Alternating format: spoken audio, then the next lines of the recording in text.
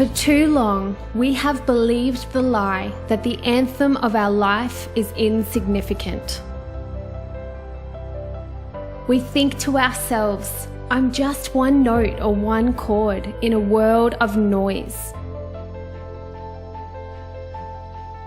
How can my song change anything? The Father is calling out to His children. Will you pick up the instrument I have given you? Will you release your song? Will you give your unique voice to me? Watch how I will magnify your sound into the nations to proclaim my love.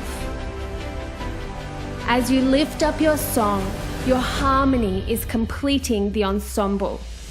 For there is a collective anthem rising in the earth of sons and daughters stepping into their calling, using their gifts to shout the love of the Father.